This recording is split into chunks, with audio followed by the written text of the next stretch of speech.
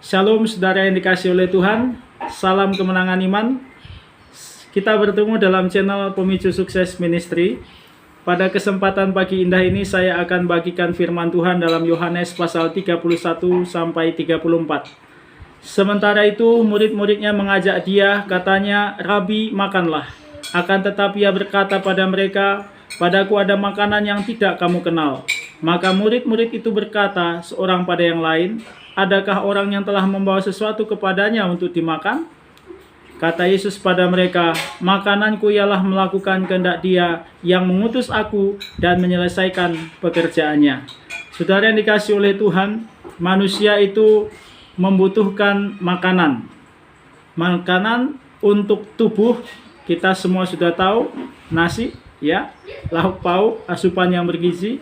Makanan untuk jiwa, hiburan, ya, kita perlu refreshing. Kemudian makanan untuk roh. Ini yang sering sekali diabaikan oleh orang. Murid-murid juga, saudaraku, mengabaikan makanan roh ini. Mereka taunya makan adalah makanan roti. Tuhan Yesus berkata, "Padaku ada makanan yang tidak kamu kenal." Saudara yang dikasih oleh Tuhan, makanan yang dimaksud oleh Tuhan Yesus adalah makanan rohani. Apa itu makanan roh? Yaitu melakukan kehendak Bapa. Melakukan kehendak Bapa. Apa itu kehendak Bapa? Kehendak Bapa, saudaraku, di dalam Yohanes pasal 6 ayat 40 dijelaskan oleh Tuhan Yesus. Supaya setiap orang percaya kepada Tuhan dan diselamatkan, beroleh hidup yang kekal. Bagaimana orang bisa percaya? Saudara, orang bisa percaya kepada Tuhan hanya kalau dia mendengar firman Tuhan. Karena Roma 10 ayat 10 berkata, iman timbul dari pendengaran akan firman Kristus. Saudara yang dikasih oleh Tuhan, hanya sekitar 10% saja, bahkan tidak sampai, saudara, orang Kristen di dunia ini yang membaca Alkitab selesai dari Kejadian sampai Wahyu. Alkitab kita itu, saudaraku, terdiri dari 1189 pasal.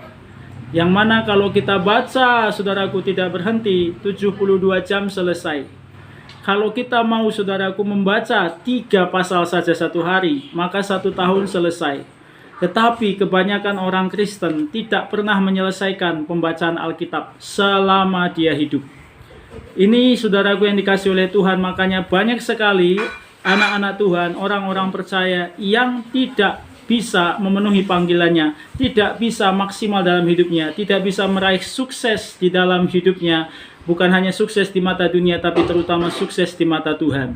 Karena kurang firman Tuhan, kurang iman, akhirnya kurang melakukan kehendak Tuhan. Saudara yang dikasih oleh Tuhan, kesempatan pagi hari indah ini saya membagikan pada saudara satu dorongan supaya kita semuanya mari membaca firman Tuhan dengan sungguh-sungguh. Saya mendorong saudara membaca 10 pasal setiap hari. Dengan demikian saudara bisa menyelesaikan Alkitab dalam 1 tahun 3 kali. Saudara, semakin banyak firman Tuhan yang kita baca, kita dengar, itu akan membuat iman kita semakin kuat, semakin, saudaraku, kuat, semakin tangguh. Oleh karena itu, saudara, jangan, saudaraku, sia-siakan. Ya, jangan, saudaraku, sia-siakan Alkitab saudara. Baca setiap hari dengan tekun, 10 pasal setiap hari. Saudara, dengan membaca 10 pasal banyak keuntungannya. Saudara akan melihat, saudara, ya, ada keterkaitan antara satu pasal dengan pasal yang lain. Ada, saudaraku, mungkin sesuatu yang tidak saudara mengerti dalam satu ayat, maka saudara bisa temukan di ayat yang lain. Dan saudara bisa melihat gambaran yang utuh daripada suatu kejadian. Maka saudara bisa lebih mengerti dan lebih mudah memahami apa yang disampaikan oleh firman Tuhan. Dan saya menganjurkan saudara punya catatan untuk mencatat setiap, saudaraku, hal-hal yang saudara tidak tahu. Jadi saudaraku membaca Alkitab dengan cepat, tidak usah harus semuanya dulu dipahami, tidak. Catat saja dulu yang saudara tidak tahu. Maka nanti saudara punya waktu untuk menyelidiki lagi.